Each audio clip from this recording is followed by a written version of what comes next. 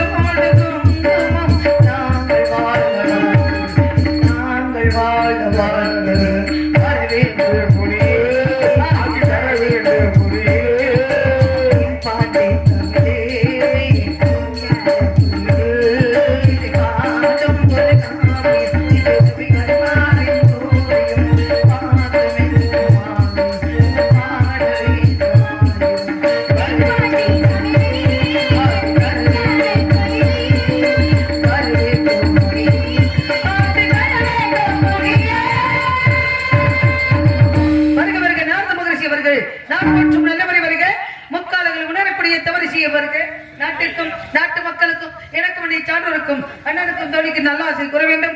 அடியாளை நாடி வந்த காரணத்தை விவரமாக எடுத்து கூறுங்கள் சுவாமி. ஏன்டா சரி நான் மாறணும் நினைச்சேன் விளையாட்டு நினைச்சேன். இல்ல இவர் பார்க்கணும் நான் பார்க்கணும்.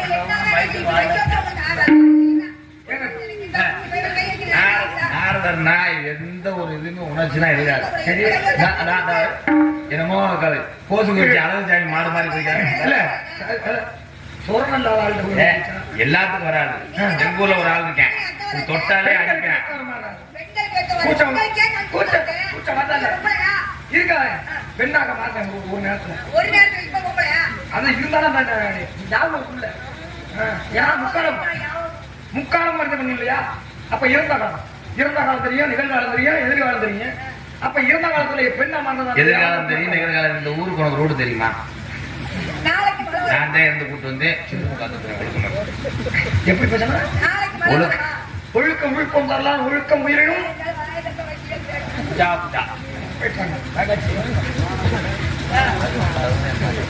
பெண்மகளை விளங்கு. தமிழர் மரபு ஒன்றும் சட்டம் குறையாது.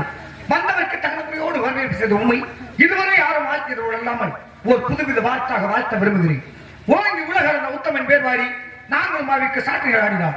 தீங்கின்றெல்லாம் நீங்கள் மும்மாறு கைது ஓங்கு பிரசன ஊடுகைகள் பூகு வளைவதில் பொறிவு என்பெடுப்பு தேங்காத விற்கிறது சிறுக்கமுறை பற்றி வாங்க குடும்பம் இருக்கும் வள்ளல் பெறும் வசுக்கள் நீங்காத செல்லும் நிறைந்து நீங்காத செல்லும் நிறைந்து நீங்காத செல்லும் நிறைந்து அடியார்கள் வாழ அரங்க நகர்வாழ சடம்பன் நூல் வாழ கடல் சூழ்ந்த பிறந்த வாழ மணவாள மாமணியே இன்னும் ஒரு நூற்றாண்டிலும் மணவாள மாமணியே இன்னும் ஒரு நூற்றாண்டிலும் மணவாள மாமணியே இன்னும் ஒரு நூற்றாண்டிலும் என்று வார்த்தை மூடு. அங்கே ஒரு சடங்கு என்னவா? கருப்பசாமி அந்த சமய கருப்பின் ஆசையார் என்றும் வாழ வாழ வாழ நம்முடைய இசைக்குறிப்பின் சார்பாக ஒரு சிறிய வாழ்க்கை பார்த்தால்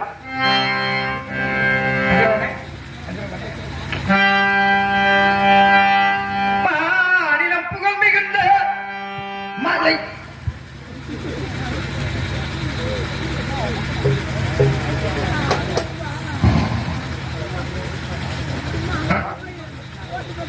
மங்களமாகவே பாழ்வயமா மங்களமாகவே பாழ்வயமா மங்களமாகவே பாழ்வயமா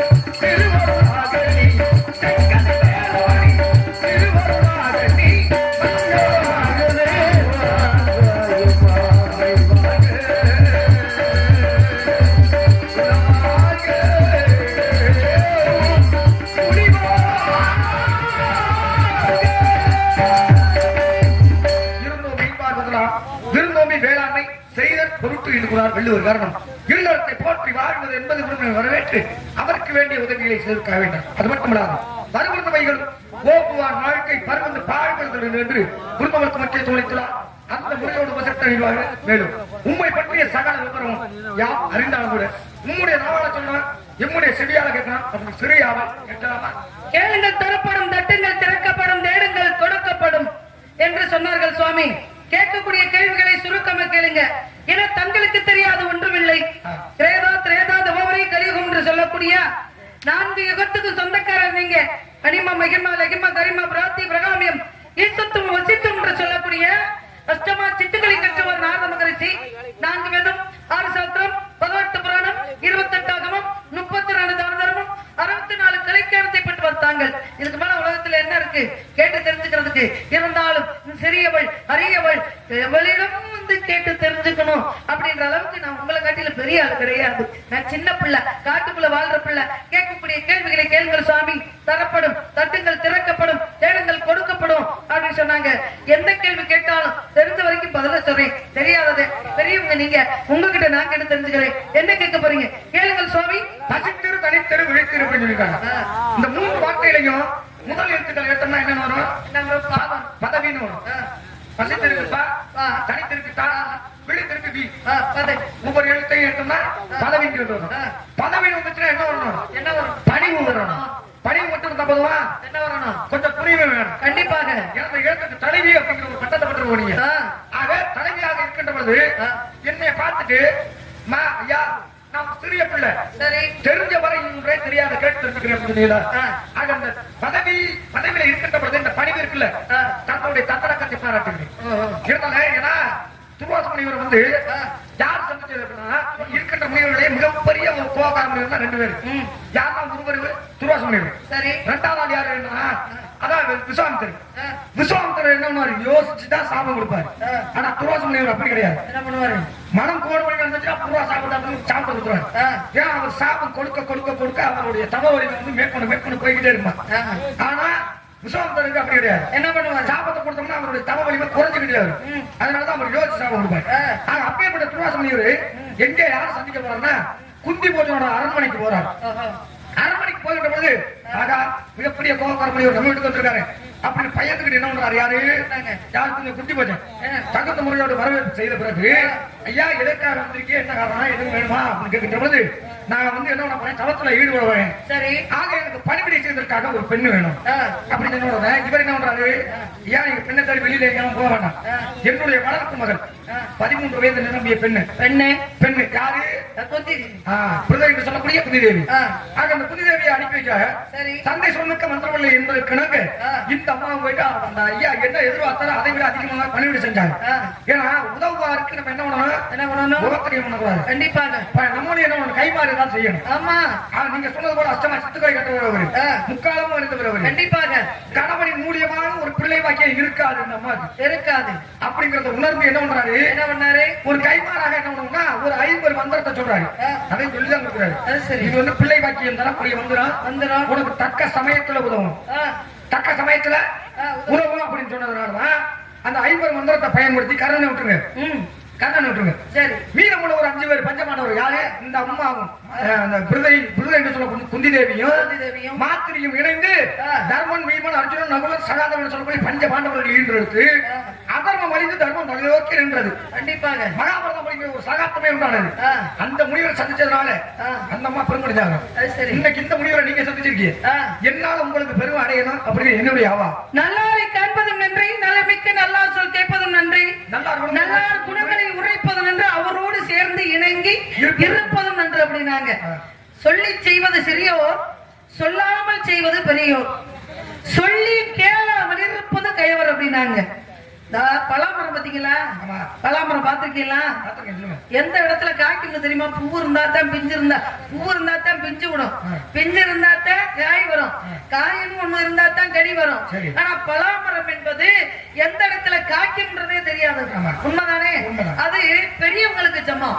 ஆனா மாமரம் இருக்கு பாத்தீங்களா, மாமரம் நம்ம வீட்டுல வச்சு வளர்க்குறோம், நல்லா பூத்து குலுங்கும். அத்தாடி எம்புட்டு பூ பூத்து இருக்கு, எம்புட்டு காய்க்க போகுது அப்படின்னு நம்ம நினைச்சுக்கிட்டு இருப்போம்.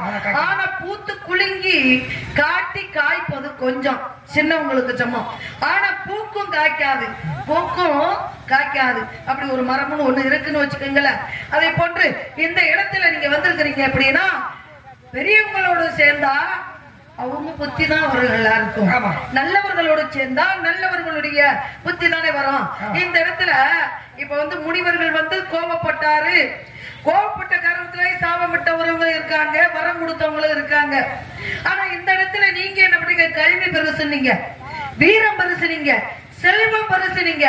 ஒவ்வொரு பெண்ணும் ஆடுனா 30 தேவிமார்களும் நான் தான் பெரிய ஆளு, வீரம் தான் பெருசு அப்படின்னா, கல்வி தான் பெருசு அப்படின்னா, செல்வம் தான் பெரிது அப்படின்னா, 3 பேர்த்தையும் சண்டை போட விட்டு அலைமகள், கலைமகள், மலைமகள் என்று சொல்லக்கூடிய 30 தேவியர்களை ஆணவத்தில அலைய விட்டு பிறகு இது 3 சேர்ந்தாதாமா உலகம் அப்படின்னு உணர்த்தினவர் யாரு, பெண்களுக்கு நாரத மகரிஷி.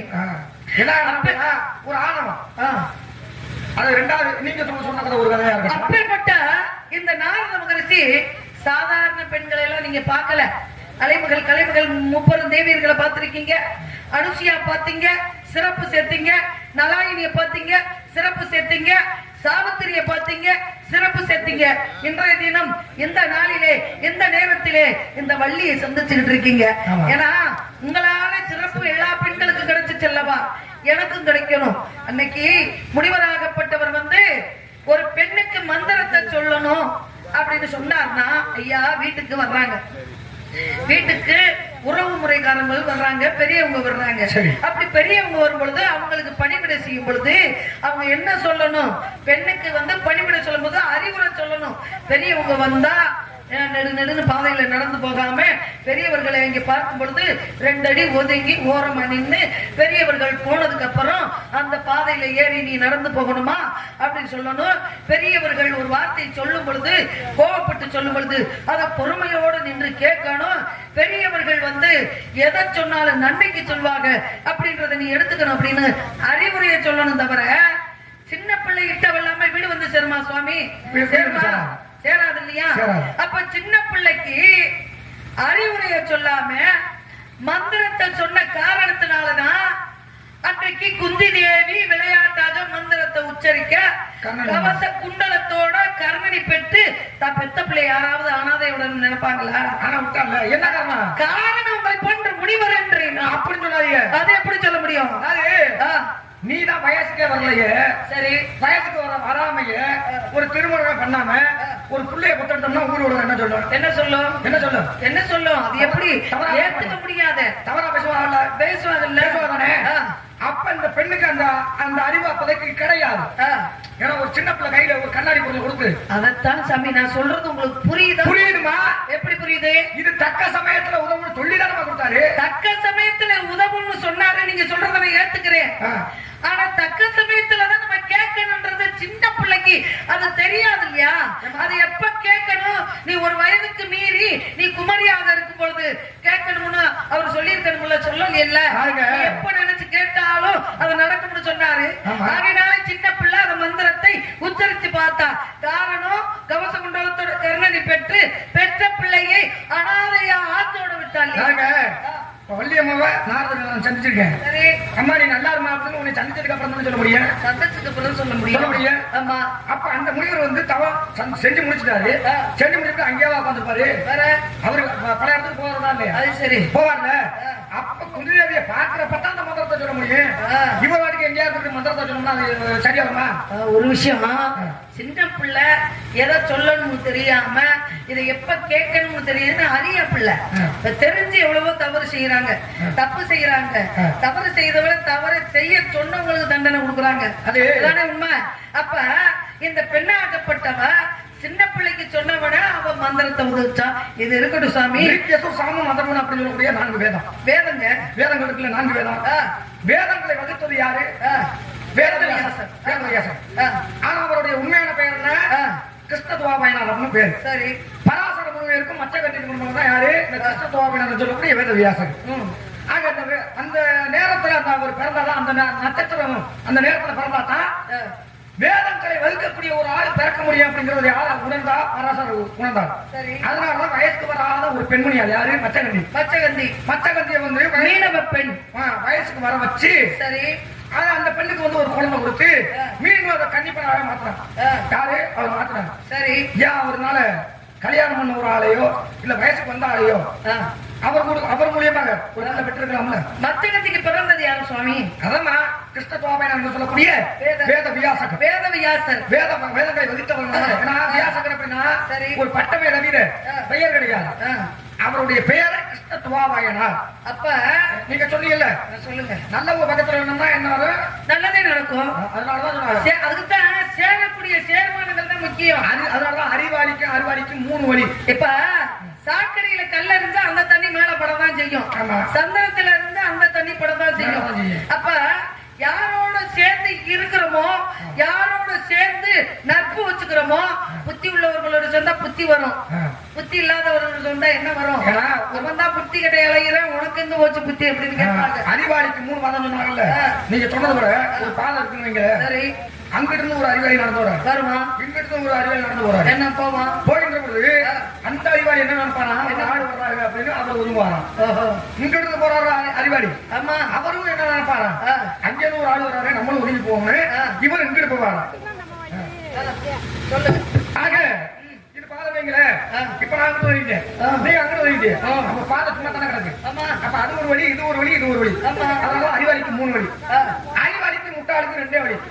ஏன்னா அங்கிருந்து முட்டாள் வரேன், இங்கதான் அறிவாளி போறாரு. முட்டாள் என்ன வந்துட்டு போட்டு நம்ம இந்த பாதையில போவோம் கண்டிப்பாக. ஆனா அறிவாளி என்ன அங்கிருந்து ஒரு ஆள் வர்றாரு, நம்ம ஒதுக்கி போவோம் அப்படின்னு இங்கிட்டு ஒதுக்கி போவோம். ஆக பாதையில முட்டான வர்றேன், அறிவாளி இங்கிட்டு ஒதுக்கி போயிடுறாரு. அப்ப 2 வழி. அறிவாளிக்கு முட்டாளிக்கு 2 பாதை. ஒரு சாமி விட்டு கொடுக்கறவங்க வாழ்க்கை கெட்டு போகாது. முட்டாளுக்கு கேளுங்க, ஒரே வழிதான்.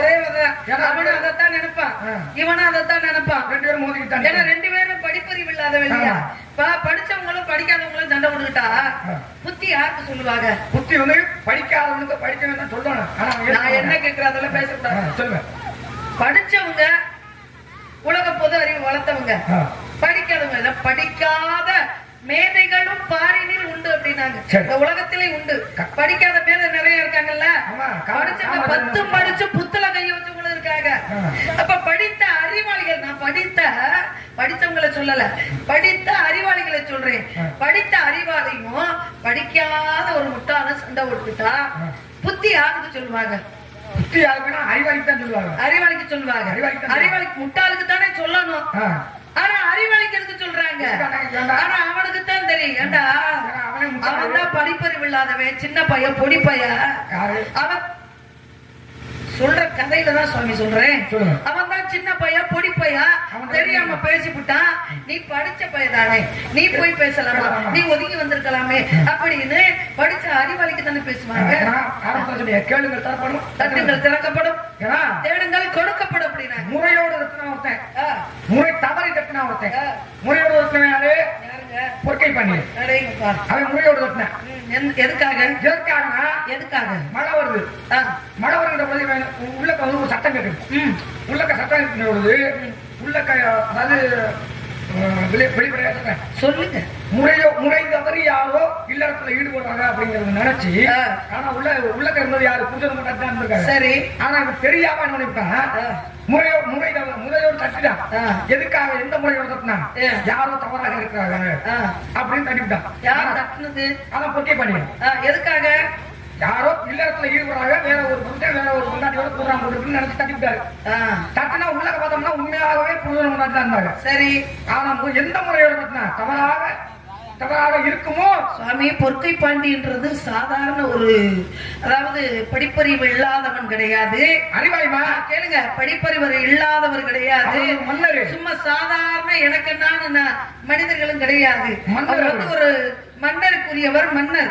அப்பேற்பட்ட மன்னர் வந்து தான் வீட்டுல தட்டினாரா இல்ல அடுத்தவர் வீட்டுல போய் தட்டினாரா? அடுத்தவர் வீட்டுல போய் தட்டினாலுமே அங்க என்ன நடக்குது, நல்லது நடக்கா கெட்டது நடக்கா அப்படின்னு இவர் போய் தட்டுறதே தவறு தானே?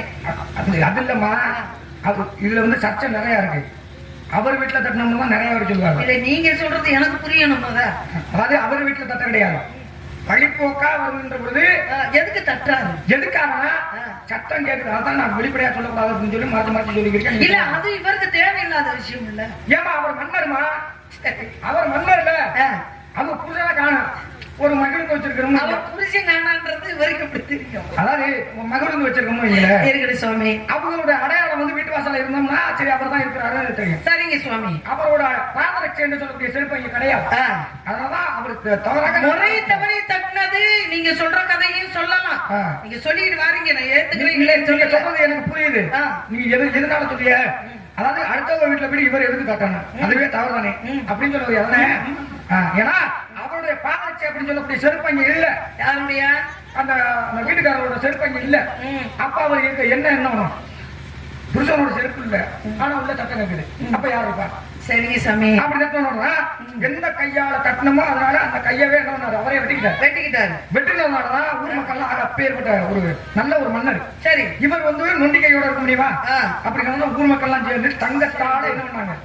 கை செய்து செஞ்சு கொடுத்தாங்க. அதனால பொற்கை பாண்டியன். பொன்னால கை இருக்கிறதுனால பொற்கை பாண்டியன். முறை தவறு தட்டினா யாரு? இன்று சொல்லுங்க. இன்று கதவை தட்டினதுனாலதான் எதை நோக்கி நீ போனியோ உன் உடம்பு முழுவதும் அதுவாகவே கடவுது. யோனியாக போக கடவுது அப்படின்னு முறை தவறு கட்டிட்டாங்க. அப்படிலாம் கும்பாபிஷேகம் அப்படின்னு நாளைக்கு அன்னைக்கு கும்பாபிஷேகம். ஆமா அதான் விடிஞ்சிருச்சு. ஆமா கும்பாபிஷேகம்னாக்க அது வந்து சமஸ்கிருதம், வடமொழி. ஆனா தமிழுக்கு உண்மையான பேர் என்ன? சொல்லுங்க. குடமுழக்கு விழா. குடமுழக்கு விழான்னு வச்சாங்க. 12 வருடத்துக்கு ஒரு முறை. அதிகமா ஒரு 10 வருஷத்துக்கு வைக்க வேண்டியானே, இல்ல ஒரு 15 வருஷத்துக்கு வைக்க வேண்டியானே. அந்த 12 வருடத்துக்கு ஒரு முறை செய்வது. இப்ப வந்து கல்லு என்பது, சிலை என்பது கல்லு இதானே? கல்லுக்கு உயிர் இருக்கா? இப்ப உள்ள இருக்கிறது உயிர் இல்ல சுவாமி. கல்லுக்கு உயிர் இருக்கா? கிடையாது இல்லையா? ஆனா நிலம், நீர், நெருப்பு, காற்று, ஆகாயம், பூமி என்று சொல்லக்கூடிய 5 பஞ்சபூதங்களும் அந்த கல்லுக்குள்ள இருக்கும். அது எப்போ வரும்? அதத்தான் சொல்றேன், செதுக்கும் போது வருமா? செதுக்கும் போதே இருக்காமா?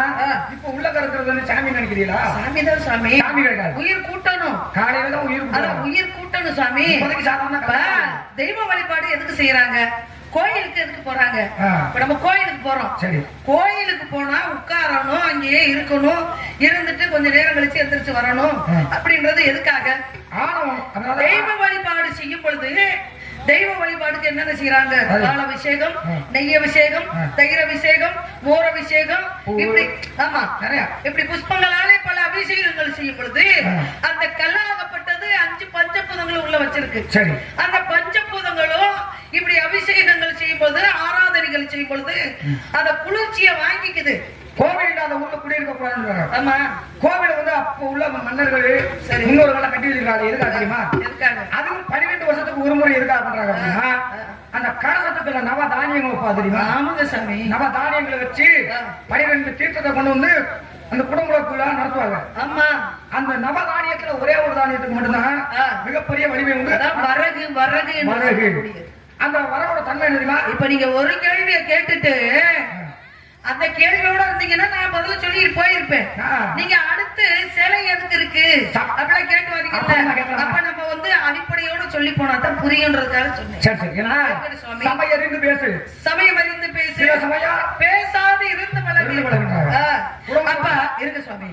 அப்ப இந்த அபிஷேகங்களையும் ஆராதனைகளையும் வாங்கி வைத்துக் கொண்டு அந்த தெய்வமாகப்பட்டது தனக்குள்ளே எங்க அபிஷேகம் ஆராதனை செய்யக்கூடிய அந்த நறுமங்களை வாங்கி வைத்துக் கொண்டு அந்த இடத்துல நல்ல ஒரு, அதாவது மக்களுக்கு தேவையான ஒரு சக்திகளை சேமிச்சு வச்சிருக்கு.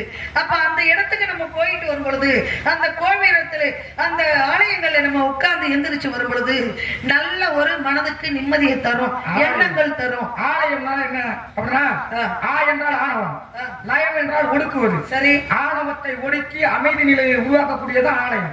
அதுக்காகத்தான் கோயிலுக்கு போறது. வர அங்க சாமி எதுவும் வரமாட்டேங்குது. சுவாமி, கோயிலுக்கு போறவங்க எல்லாம் ஆணவத்தை ஒடிக்கிட்டு எல்லாம் வர மாட்டாங்க. கோயிலுக்கு போயிட்டு என்ன சொல்றாங்க தெரியுங்களா? அமைதியா, ஏன் நான் மட்டும்தான் நல்லா இருக்கணும், என் குடும்பம் மட்டும்தான் நல்லா இருக்கணும், எனக்கு அதை செஞ்சுதா இதை செஞ்சுதா அப்படின்னு தான் சொல்ல போறாங்களே. ஒரு சில பேர் சாமி கும்பிடுவாங்க. ஆண்கள் எப்படி கும்பிடணும், பெண்கள் எப்படி கும்பிடணும்? அதாவது ஆண்கள் எப்படி கும்பிடணும்னா, எப்படி கும்பிடணும்? மார்பகம் தரையில போடுற மாதிரி கும்பிடணும். சாஸ்தாங்கமா விழுந்து உடல் பொருள் ஆவி அனைத்து உனக்கே அப்படின்னு கும்பிடணும். பெண்கள் 5 பாகம், தலை, நெத்தி, 2 கை, 2 முழங்கால் வைத்து 5 பாகங்கள் தெய்வத்தினுடைய ஆலயங்களுடைய தரையில படுற மாதிரி வணங்கணும் இல்லையா? ஆனா நம்ம படக்கூடாது. ஆனா சில பேரு ஆண்களை பாத்திருக்கீங்களா? சும்மா கை கூப்பிட மாட்டாங்க. சில பேர் இப்படி பண்ணுவாங்க, பாத்துக்கல கோயில்ல. அது அப்படி செய்யக்கூடாது. இல்ல செய்யக்கூடாதுன்றது ஒண்ணு இல்ல. என் கையில எதுவுமே கிடையாது, எல்லாம் உனக்குதான். நான் வந்து பிறந்திருக்கேன், வளர்ந்திருக்கேன், வாழ்ந்துகிட்டு இருக்கேன். நான் எதையும் எடுத்துக்கிட்டு போகல, வெறும் கை, என் கை நீதான், நீ எல்லாமே நீ பாத்துக்க அப்படின்னு சொல்றது புரிஞ்சவங்களுக்கு தான் புரியும். சிவாலயத்துல சண்டிகேஸ்வரன் ஒரு சாமி இருக்கு தெரியுமா? சொல்லுங்க. வடக்கு நோக்கி இருக்கு, வடக்கு பக்கத்துல இருக்கு. ஆக அந்த சாமி கிட்ட போயிட்டு கையை தட்டி கும்பிடுவாங்க. எதுக்கு எதுக்காக கும்பிடுவாங்க சொல்லுங்க? எல்லாரும் சொல்றது அது செவிட்டு சாமி. அதை விட எப்படி கை தட்டினா அப்படி சொன்னோம்னா, செவிட்டு சாமி கை தட்டினா காது இருக்குமா? கேட்காது. அப்படி கிடையாது, அமைதியாக இருக்கு. சிவன் சொத்து குலநாசம். சிவாலயத்துல இருந்து ஒரு 900 கூட வீட்டுக்கு கொண்டு வருவாங்க. அதனாலதான் இப்படி தட்டோம்னா என் கையில எதுவுமே இல்லை, இங்க எதுவும் நான் எதையுமே எடுத்துட்டு போகல அப்படின்னு இப்படி தட்டி கும்பிடுறது. அதான் அதனாலதான் சிவாலயத்துல வந்து உட்காரக்கூடாது, உட்கார்ந்து போக கூடாது. சுவாமி, படைத்தல் யாரு? புரியல. படைத்தல் யாரு? எங்க அப்பா. காத்தல் யாரு? எங்க தாத்தா பாட்டை. அழித்தல் யாரு? அது எங்க மாமா. அழித்தல் என்று சொல்லக்கூடியது ஆணவத்தை அழிப்பது. ஆணவத்தை சிவபெருமான் வந்து அழிக்கும் கடவுள்னு சொல்றாங்க. ஆமா, சிவபெருமான் அழிக்கும் கடவுளா? அவர் ஆணை இடக்கூடிய கடவுள். சிவபெருமானை வழிபட்டு தியானப்பட்டு அவரை வணங்கப்படக்கூடிய நபர்கள் வந்து ஆயுள் பலம் கூட அப்படின்னு சொன்னாங்க. சிவனை வழிபட ஆயுள் பலம் கூட, இது நிறைய பேத்துக்கு தெரியும். ஆனா சிவ சொத்து குலநாசம் எதுக்கு சொல்றாங்க தெரியுங்களா? சிவ சொத்து குலநாசம் அப்படின்னா சிவன் கோயில்ல மட்டும் போய் என்னத்தையாவது எடுத்துக்கிட்டு வர்றதோ திண்ணூறு எடுத்துக்கிட்டு வர்றதோ. கோயிலுக்கு போனா பொதுவா திண்ணூறு பூசிக்கிட்டு வரணும், திண்ணூறு கொண்டு வரணும் அப்படின்றது உலக நீதி. சிவனாகப்பட்டவர் யாரு அப்படின்னா வானது மும்மூர்த்திகளில் முதல் மூர்த்தியாக இருக்கக்கூடியவர். மும்மூர்த்திகளிலே முதல் மூர்த்தியா இருக்கக்கூடியவர். அப்ப அந்த சிவபெருமான் யாரு அப்படின்னா நீதியோட தர்மத்தோட நீதி ஆளக்கூடிய நீதிமான் தான் சிவபெருமான். அப்பேற்பட்ட சிவபெருமான் வந்து யாரும் சொத்துக்கும் ஆசைப்படாதீங்கடா, யாரு பொருளையும் கலவடாதீங்க, கோயில் சொத்தை கொள்ளை அடிக்காதீங்க, பங்காளி சொத்தை திருடாதீங்க, அண்ணன் தம்பி சொத்தை அபகரிக்காதீங்க. இது வந்து சிவனுடைய நீதி. யாரும் சொத்தை எடுக்காதீங்க, உன் சொத்தை வச்சு நீ வாழு அப்படி சொல்றது மட்டும்தான் சிவ சொத்து குலநாசம் அப்படின்றது. சிவனுடைய அவதாரம் என்று சொல்லக்கூடிய இன்னொருத்தர் இருக்கார் பாருங்க, சிவ அவதாரம் ருத்ரர் என்று சொல்லக்கூடியவர். அவர்தான் அழிக்கக்கூடிய கண்டவர். 63 அவதாரம் எடுத்திருக்காரு. கண்டிப்பாக. இப்ப நீங்க எதுக்கு வந்தீங்க சாமி? அப்படி வரீங்களா? ஆமா. சரி. ஏன்னா கதையோடும் போகணும் இல்லையா? வண்டவழி எடுக்க முடியுமா? வாழ்த்திருக்கும் நானே சொல் போதே அப்படின்னு நான் கேட்டிருக்கேன். ஆமா. ஞான நிலை தான் உணர்ந்த சுவாமி என் நாடு நகர் சிற்றூர் சுவாமி சொன்னேன். எதற்காக வந்தீங்க? காவலுக்கு. அப்பா வேறு, தம்பி, அம்மா வேறு, நங்கை மோகினி. என்ன காவல்? காவலுக்கு வந்திருக்கேன். என்ன காவல்? திணை காவல். என்ன திணை? கருந்தனை செந்தனை. கருந்தனை யாருக்கு? செந்தனை யாருக்கு? கருந்தனை எங்களுக்கு, செந்தனை செந்தூர் வடிவலனுக்கு. காரணம் இல்லாம தோரணம் கட்ட மாட்டாங்க. முருகப்பெருமான் வந்து கோபத்தோட இருக்கா கூட இருக்காது. செந்தனை என்று சொல்லக்கூடியது முழுமையான தானியம். அந்த தானியத்தை அதை யாரையும் இங்க பாருங்க, நட்டுருக்கும் பாருங்க பயிர்கள்லாம். அந்த பயிர்களை எல்லாம் பிடிக்கி, அந்த பயிர்களை எல்லாம் பிடிக்கி இப்ப வந்து கருது அறுத்து தருவாயில இருக்கு. காலையில 6 மணிக்கு அது சரி பிடிங்கி வச்சாதான் பிழைக்கும். நஞ்ச நிலம் பாத்திருக்கீல, புஞ்ச நிலம் பாத்திருக்கீல? நஞ்ச நிலத்துல என்ன பண்ணுவாங்க? நஞ்ச நிலத்துல என்ன பண்ணுவாங்க? நஞ்ச நிலம் நஞ்ச நிலத்துல அறுவடை செய்வாங்க. இல்ல, நஞ்ச நிலத்துல நடுவாங்க, புஞ்ச நிலத்துல ஊண்டுவாங்க. இதானே உண்மை? சரி. இப்ப 3 நிலம் கூட என்ன ஆகுது? வானம் பார்த்த பூமி. சுவாமி சொல்லுங்க. 3 நிலம் வானம் பார்த்த பூமி தான் இல்லைன்னு நான் சொல்லல. நஞ்ச நிலத்துல இப்ப வந்து நெல் இருப்ப நெல்மணிகள், அந்த நெல்மணிகளை ஆமா அந்த நெல்மணிகளை விதைச்சு விடுவாங்க. விதைச்சு விட்டவுடனே அது பசு பசு பசு பசுதான் வளர்ந்து வரும். ஓரளவுக்கு. ஆமா, அது ஓரளவுக்கு வளர்ந்து வரும் பொழுது அதை நல்லா புடுங்கி அதை அடுத்த பக்கம் நட்டு வச்சா முதல் நாள் புடுங்கி வச்சிருவாங்க, மறுநாள் நடுவாங்க. சரியா சொல்றீங்க. எப்படி என்ன சாப்பிடுறீங்க? நான் காற்றை மட்டுமே ஆகாரமா விட்டேன். கண்டிப்பாங்க, உங்களை பார்த்த போதே தெரியுது சுவாமி. இது வந்து புஞ்ச நில சுவாமி. அதனால முருகப்பெருமான் கோபத்தோட இருக்க கூடாது. அவர் எங்கமா கோபமா இருக்காரு? இல்ல இல்ல, கோபத்துலதான் இருக்காரு. ஏன் கோபத்துல இருக்காரு தெரியுங்களா? அதாவது சூரபத்மனோட ஆணவத்தை அழிச்சாரு. எந்த ஒரு கடவுளும் யாரையும் அழிக்க கிடையாது. ஆணவத்தை மட்டும் மயிலாகவும் சேவலாகவும் வைத்துக் கொண்டு தணிகையில அமர்ந்து கொண்டு இருக்காரு. ஏன் தெரியுமா தணிகையில அமர்ந்திருக்காரு? அவரோட ஆணவத்தை தான் அழிச்சிட்டாங்க. அப்படி மேற்கொண்ட ஒரு கோபம் அப்படி கிடையாது. கடலில் கருவாகி புனலில் உருவாகும். சூரபத்மை யாரு? சூரபத்மன் யாரு? சூரபத்மன் மனுஷன். அரக்கனா இருக்கட்டும். பாருங்க, சொல்லுங்க. நல்லவனும் மனுஷன் தான், கெட்டவனும் மனுஷன் தான், கொடுமைக்காரனும் மனுஷன் தான், குணவாளியும் மனுஷன் தான். அரக்கன் என்பது என்ன தெரியுங்களா? இரக்கம் இல்லாதவர்கள் தான் அரக்கர்கள். மனித போர்வையில் உள்ள மிருகம்னு பாத்திருக்கிய மனுஷன் மாதிரியா இருப்பேன், ஆனா அவனுடைய குணம் எல்லாம் மனுஷன் மாதிரி இருக்காது. ஒரு ஆட்டுக்குட்டி வருதுன்னு வச்சுக்கோங்க, நம்ம தோட்டத்துல ஒரு ஆட்டுக்குட்டி வந்துச்சுன்னா, அவன் ஆட்டுக்குட்டி நம்ம இடத்துல நம்ம கதிர்களை வந்து சாப்பிடுது அப்படின்னு ஆட்டுக்குட்டி காலை பிடிச்சு புளிய மரத்துல ஒரே அடி அடிச்சு கொண்டவனா இருக்கேன். நல்ல மனுஷன் செய்ய மாட்டான். அதான் சொல்லி மனித பார்வையில் உள்ள மிருகமும் இருக்காங்க. ஆகையினால முருகப்பெருமான் வந்து சூரபத்மன் சொன்னாரு, கேட்கல. அவனை மயிலாகவும் சேவலாகவும் வைத்துட்டோமே அப்படின்ற ஒரு சின்ன வருத்தத்தோட இருக்காரு. அந்த வருத்தத்தோட இருக்கக்கூடிய முருகப்பெருமானுக்கு செந்தனை என்று சொல்லக்கூடிய குளுமையான தானியம், அதை படைத்தோம் என்றால் அதை வாங்கிக்கிட்டு இன்னும் கொஞ்ச நேரத்துல எங்களுக்கு வழி விட்டு அவர் வந்து காட்சி கொடுப்பார். காட்சி கொடுத்துருவார். உங்களுக்கு அற்புதமான ஒரு மாப்பிள்ளை பார்த்து வந்திருக்கீங்க. மாப்பிள்ளையா? ஆமா, நான் மாப்பிள்ளை கேட்டேன் உங்கள்கிட்ட. ஆரம்பத்துல என்ன சொன்னீங்க? அப்பா மாதிரி சொன்னீங்களா? அப்படிங்களா? அந்த ஸ்தானத்துல இருந்து தான் பார்த்து வந்திருக்கேன். அப்படிங்களா? ஓரத்தில் ஆடாத ஆட்டம், ஈரத்தில் கல்லாத கல்வி, மூவத்தில் முடியாத திருமணம், நாலத்தில் பெறாத பிள்ளை, ஐந்தத்தில் சேர்க்காத புகழ், ஏழத்தில் செல்லாத திருக்கோவில்கள், எட்டத்தில் பெறாத ஓய்வும் வீணான். வீணதான். எனக்கு சின்ன பிள்ளையா இருந்துச்சுன்னா விளையாண்டுதான். கண்டிப்பாக கண்டிப்பா விளையாண்டுதான். கொஞ்சம் பருவம் முடிஞ்சா பள்ளிக்கூடத்து போயிட்டு படிச்சுதான். ஆமா ஆமா. கொஞ்சம் பருவம் இருந்துச்சா என்ன ஆகணும்? திருமணம் பண்ணித்தான் ஆகணும். கண்டிப்பாக. அதனால அந்த கவியை சொன்னேன். பிறப்பித்தவன் கற்பித்தவன் அன்னந்தம் ஆபத்துக்கு உதவும் மனம் முடித்தவன் என்று சொல்லக்கூடிய 5 வகை கணவன் பெண்களுக்கு, ஆண்களுக்கு 5 வகை தாய். பாட்டுத்தாய், ஊட்டுத்தாய், கைத்தாய், விளைத்தாய், செவித்தாய் என்று சொல்லக்கூடியது. தாளாற்றவ ஒரு குழந்தை, ஒரு தாயாகப்பட்டவ பக்கத்துல போய் நடவு நட்டுக்கிட்டு இருப்பா, நடவு நட்டுக்கிட்டு இருப்பா. இவ பிள்ளையும் மரத்தடியில தொட்டி கட்டி போட்டிருப்பா, அவன் பிள்ளையும் மரத்தடியில தொட்டி கட்டி போட்டிருப்பா. ஒரு பிள்ளை அழுகுது, அந்த பிள்ளை சத்தத்தை கேட்டு இன்னொரு பிள்ளையும் அழுகுது. அப்ப ஒரு தாய் வேலையில இருப்பா, ஒரு தாய் வந்து தாளாட்டுவா. அந்த ஒரு தாய் தாளாட்டுறத கேட்டுட்டு இந்த பிள்ளையும் செவனேன்னு காது கொடுத்து, அதுதான் பாட்டு தாய் ஊட்டு தாய்ன்னு சொன்னாங்க. இன்னொருத்தி பாடுற பாட்டை கேட்கறது கூட இவன் இந்த குழந்தைக்கு அதுவும் தாய் தானே. ஆமா ஆமா. அப்படிங்கிறப்ப ஏன்னா பேரை திரும்பி மங்கை மனதை அறிவை தெரிவி பேரல் சொல்லி மாப்பிள்ளை பார்த்து வந்திருக்கீங்க. மாப்பிள்ளை நல்லவரா? நல்லவரு. வல்லவரா? நல்லவரு. வசதியா இருக்காரா? ரொம்ப வசதியா. பணம் காசெல்லாம் இருக்கா? எல்லாம் இருக்கு. நகை நட்டு இருக்கா? வீடு வாசல் இருக்கா? உங்க புத்திய காமிச்சிட்டு சாமி. பெண்கள் என்றாலே அவ்வளவு ஆசை. ஆமா, நகை வாங்கணும், நட்டு வாங்கணும். ஆமாமா ஆமாமா ஆமா. நிறைய சாத்தி வைக்கணும், பாத்துக்கிட்டு இருக்கேன்னு கட்டுறது. ஒரு பெண்ணு வந்து ஒரு தங்க சங்கிலி போட்டுருக்காங்க, ஒரு பெண்ணு இன்னொரு பெண்ணு அந்த பெண்ணை பாக்குறாங்க. உடனே அந்த செயினை பார்த்த உடனே ஆசை. என்ன சாமி செய்யணும்? உடனே ஆசை வந்து என்ன சாமி போட்டு தொல்லை பண்ணி அதை வாங்கி கொடுக்கணும். ஏன்னு கேளுங்க, இப்ப புருஷன் பணக்காரர் ஆக்காங்க, மனுஷ வாழ்க்கையில எல்லாமே அனுபவிச்சுட்டு போக வேண்டியதானே. சிலையா எடுத்து கட்டணும், நகா நட்டுகளை எல்லாம் பூட்டணும். இப்ப நீங்க உங்களுக்கு வந்து மூவாசை வருத்தவர், மண்ணாசை இல்லை, பொன்னாசை இல்லை, பொருளாசை இல்ல, இருக்கிற நாங்களாவது அனுபவிச்சுட்டு போறோமே. உங்களுக்கு என்ன வயிற்றுச்சா? வயிற்று இல்லம்மா, கதைய சொல்றேன். சரி, ஒரு ஆசை வருமே. மாப்பிள்ளை எனக்கு வந்து சொத்து இருக்கோ 10 இருக்கோ, எனக்கு அதெல்லாம் நல்ல குணம்ன்றது ஒரு பக்கம், அதை நம்ம பாத்துக்கிறோம். முத மாப்பிள்ளை வந்து அழகா இருக்காரு. அதாவது ஒரு பேரே அழகுதான். அப்படிங்களா? ஒரு பேரே அழகுதான். அப்படிங்களா?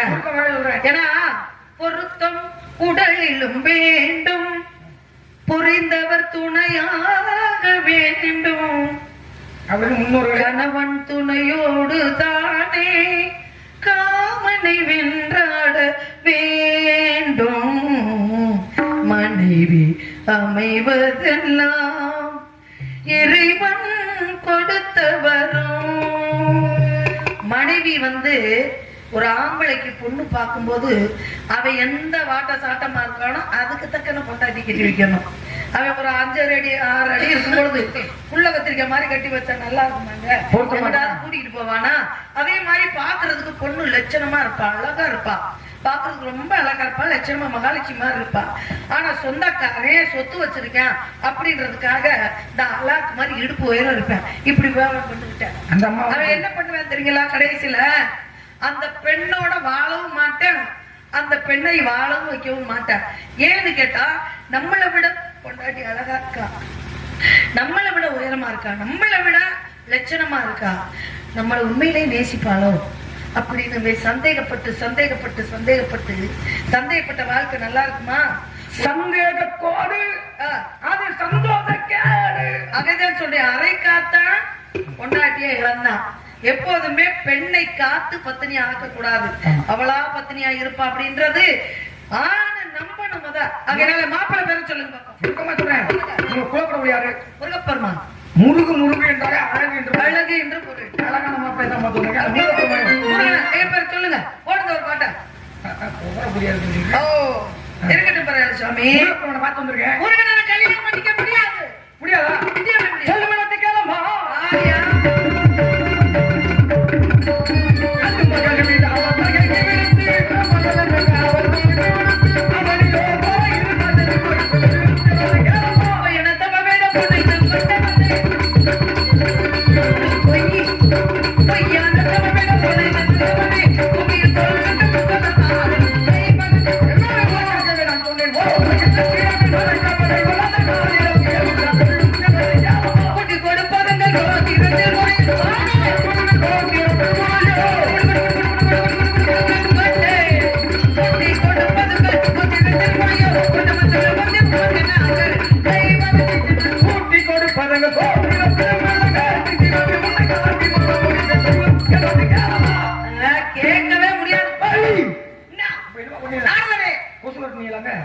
சிவா நான் சோப் போடுறேன் சுவாமி. சோப்படுறீங்களா? எத்தனை எடுத்துக்கொண்டாலும் கருதை காட்சி கொடுத்தே கோலம் இருக்கிறாய். இன்று சூரிய அஸ்தமனம் ஆவதற்குள் உமக்கும் அந்த முருகப்பெருமானுக்கு திருமணம் செய்து வைப்பேன். அப்படி செய்யாவிட்டால் நான் நார்மல்ல நான் அணிந்திருப்பது பிரம்ம முடிச்சும் அல்ல. இது சத்தியம். சத்தியம். பைத்தியம். சத்தியம். பைத்தியம். அரை பைத்தியம். முட்டா பைத்தியம். பைத்தியத்துக்கு வைத்தியம் பார்க்கற வைத்தியம் எனக்கா? நான் வைத்தியமா? வாங்க சாமியே. வாங்க. அது ஆர்வம் இருக்கிறவங்க வைத்தியம் சொல்லுவாங்க. போங்க காளிமுத்து, சின்ன காளிமுத்து, போங்க போங்க பேசிக்கிடுவோம். முருகா, நாரதர்கிட்ட இவ்வளவு நேரம் நான் ஆடுனது கூட நாடகம். உங்களை பிடிக்காம இருக்குமா? நீங்க வரணும், உங்களை நான் காதல் பண்ணணும். நம்ம 2 பேரும் 5:30 மணிக்கு திருமணம் பண்றத இந்த நாட்டு மக்கள் எல்லாம் நம்மளை பார்த்து ஏன்னா அப்படியே பூக்களை அள்ளி வாரி ஆசீர்வாதம் செய்யணும். வர வேண்டும். வெற்றிவேல் முருகனுக்கு, திருவேல் முருகனுக்கு, சக்திவேல் முருகனுக்கு. வருத்திருக்கிறவங்களே எழுப்பிடுங்க. முருகனுடைய காட்சி காணுங்க. மனசுக்குள்ள இருக்கிற என்னென்ன வேண்டுதல் இருக்கோ அத்தனை வேண்டிக்கங்க, நடக்கும். முருகா முருகா